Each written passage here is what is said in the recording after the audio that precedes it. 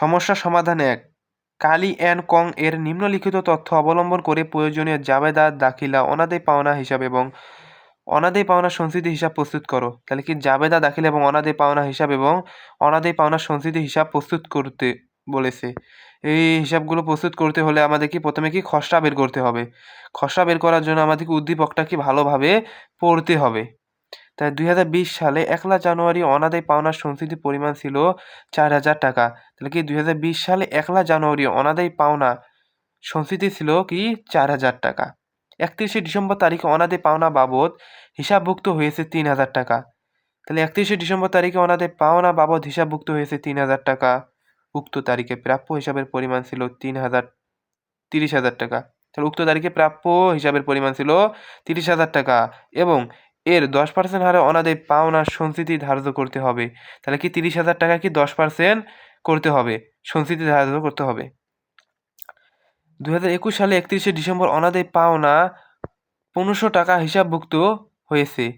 তাহলে কি 2021 সালে 31 ডিসেম্বর অনাদায়ী পাওনা 1500 টাকা হিসাবভুক্ত হয়েছে। উক্ত তারিখে প্রাপ্য হিসাবের উদ্বৃত্ত ছিল 45,000 টাকা এবং এর উপর 5% হারে অনাদায়ী পাওনা সঞ্চিতি সৃষ্টি করতে হবে। তাহলে উক্ত তারিখে প্রাপ্য হিসাবের উদ্বৃত্ত ছিল 45,000 টাকা এবং এর উপর কি 5% হারে কি অনাদায়ী পাওনা সঞ্চিতি সৃষ্টি করতে হবে। তাহলে আমাদের পার্সেন্টেজের কাজ কয়টি? 2টি। এখানে হলো 5% আছে একটা দেওয়া, আর একটা আছে 10%। তাহলে কি 30,000 এই 10% দিয়ে আমি কি পার্সেন্টেজ করবো এবং 45,000 টাকায় এই কি 5% দিয়ে পার্সেন্টেজ করব। তাহলে কি আমাদের কি এখানে বারবার কি প্রাপ্য হিসাব অনাদায়ী পাওনা বাড়াবে এবং এখানে অনাদায়ী পাওনা সঞ্চিতি সৃষ্টি বাড়াবে, হিসাব বাড়াবে। খসড়া করতে হলে আমাদের এই 3টা জিনিস মনে রাখতে হবে। অনাদায়ী পাওনা প্লাস নতুন অনাদায়ী পাওনার সঞ্চিতি মাইনাস পুরাতন অনাদায়ী পাওনার সঞ্চিতি।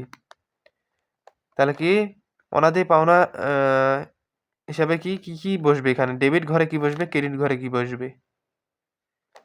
এখানে দেওয়া আছে 2020 সালে 1 জানুয়ারি অনাদায়ী পাওনা সঞ্চিতির পরিমাণ ছিল 4,000 টাকা এবং 30 ডিসেম্বর তারিখে অনাদায়ী পাওনা বাবদ হিসাবভুক্ত হয়েছে 3,000 টাকা। উক্ত তারিখে প্রাপ্য হিসাবের পরিমাণ ছিল 30,000 টাকা এবং 10% হারে অনাদায়ী পাওনা সঞ্চিতি ধার্য হয়েছে বা হবে। তাহলে এখানে বলেছে এই যে এখানে দেখো 31 ডিসেম্বর তারিখে অনাদায়ী পাওনা বাবদ হিসাবভুক্ত হয়েছে কত হাজার টাকা? 3,000 টাকা। এই 3,000 টাকা এখানে আসবে, 3,000 টাকা। তারপরে বলেছে উক্ত তারিখে প্রাপ্য হিসাবের পরিমাণ ছিল 30,000 টাকা এবং 10% হারে অনাদায়ী পাওনা সঞ্চিতি ধার্য করতে হবে। 2021 সালে 31 ডিসেম্বর, এই যে 2021 সালের 31 ডিসেম্বর অনাদায়ী পাওনা 1500 টাকা। তাহলে কত টাকা? 1500 টাকা। তারপরে বলেছে প্লাস নতুন অনাদায়ী পাওনা সঞ্চিতির সময় কি পার্সেন্টেজ করতে হবে। তাহলে কি এই যে উক্ত তারিখে প্রাপ্য হিসাবের পরিমাণ ছিল 30,000 টাকা। এই 30,000 টাকা 10% করলে কত হয়? অনাদায়ী পাওনা সঞ্চিতি ধার্য কি বের হবে। তাহলে কি পার্সেন্টেজ করলে কত হয়? 3,000 টাকা। 1 2 3। তারপরে বলেছে উক্ত তারিখে প্রাপ্য হিসাবে উদ্বৃত্ত ছিল 45,000 টাকা এবং এর উপর 5% হারে অনাদায়ী পাওনা সঞ্চিতি সৃষ্টি করতে হবে। তাহলে 45,000 টাকায় 5% হার পার্সেন্টেজ করলে কত হয়? 2,250 টাকা। এখন আমাদের এখানে কাজ করতে হবে কি প্লাস নতুন অনাদায়ী পাওনা সঞ্চিতি। তাহলে কি এটা প্লাস মানে যোগ করতে হবে, এই দুটা যোগ করি নামালে কি 0,0,5 এর 5 0,0 5 এর 5 5 আর 2 করলে হয় 7 2 আর কি কত হয় 3। তাই 3,750 টাকা প্লাস নতুন অনাদায়ী পাওনা সঞ্চিতি, এটা প্লাস হবে। তার 0 0 0 0 0 0 3 আর 3 3 6 বলছে মাইনাস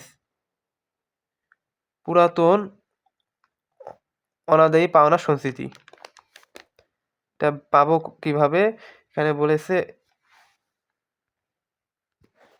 30,000 টাকা 10% করেছে, এটা কি নতুন অনাদায়ী পাওনা আমাদের? এটা কি নতুন অনাদায়ী পাওনা? এখন আমাদের বের করতে হবে পুরাতন অনাদায়ী পাওনা। তাহলে কি এখানে বলেছে 2020 সালে 1 জানুয়ারি অনাদায়ী পাওনার সঞ্চিতির পরিমাণ ছিল 4,000 টাকা। তাহলে কি এটা আমাদের কি পুরাতন অনাদায়ী পাওনা? এই পুরাতন অনাদায়ী পাওনা কি মাইনাস পুরাতন অনাদায়ী পাওনা সঞ্চিতি কত হাজার টাকা? এই 4,000 টাকা। 1 2 3 0 0 0 4,000 টাকা। তারপরে বলেছে আর এখানে মাইনাস পুরাতন অনাদায়ী পাওনা সঞ্চিতি, তাহলে কি নতুন অনাদায়ী পাওনাটা এখানে আসবে কত হাজার টাকা? 3,000 টাকা। 1 2 3 মাইনাস পুরাতন অনাদায়ী পাওনা সঞ্চিতি, এটা কি মাইনাস করতে হবে? এখন মাইনাস করলে কি হয়? 0 0 5 5 7 7 3 3 মিলে গেলে 0 0 কোনো দাম নেই, বসার দরকার নেই। 0 0 0 0 0 0 6 6 আর 4 বিয়োগ করলে কত হয়? 6 6 থেকে কত? 1 2 3 4 বাদ দিলে কত হয়? 2। তো 2000 এখানে কত? 750। তাহলে খসড়া বের করছি। খসড়া বের করার পর আমাদের এখন কাজ হলো জাবেদা দাখিলা ছক টানা এবং অনাদায়ী পাওনার ছক টানা এবং অনাদায়ী পাওনার সঞ্চিতি হিসাব প্রস্তুত করা ইত্যাদি।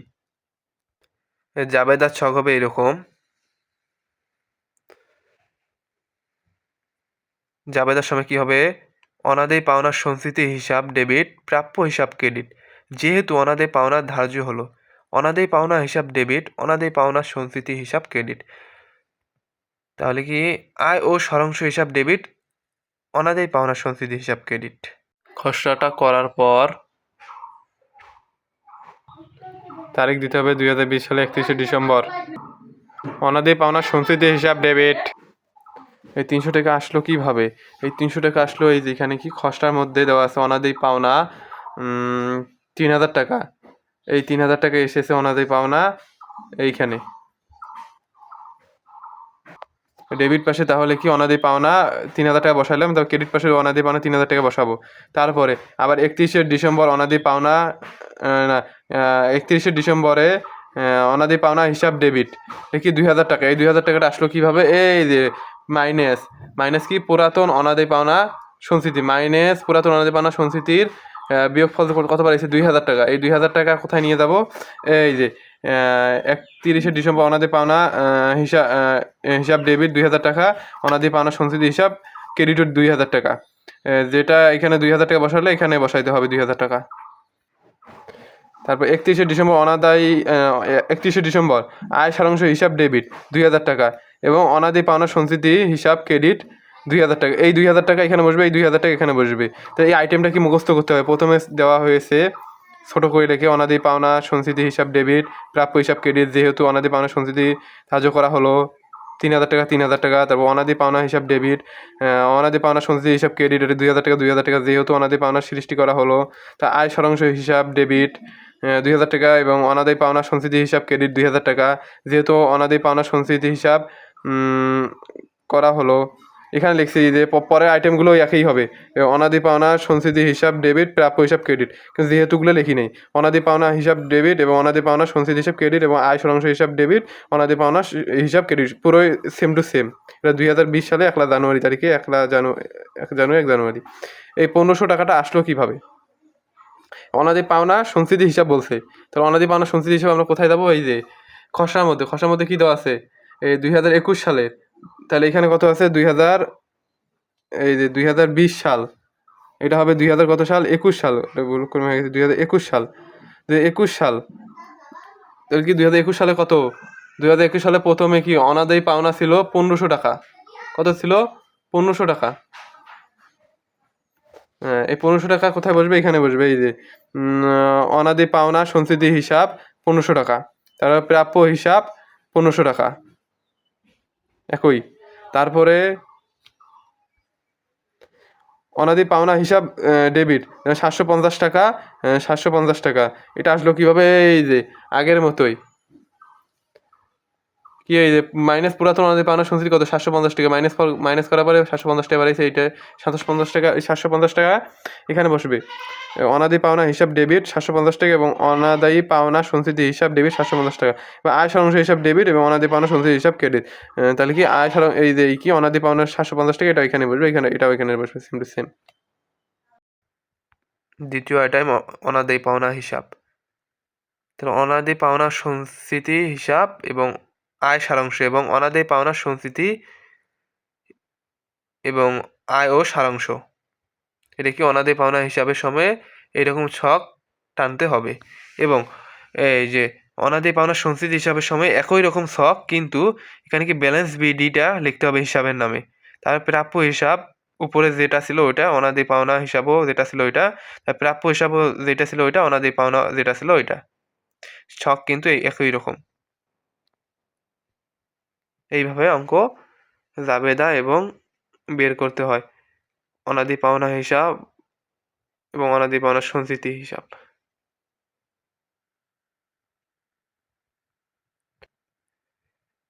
এই তিনটি সূত্র, হিসাবের শিরোনাম ও ব্যাখ্যা, এই তিনটি ভালো করে মুখস্থ করতে হবে, ঠুতস্থ তো কণ্ঠস্থ। সবাইকে ধন্যবাদ। আসসালামু আলাইকুম।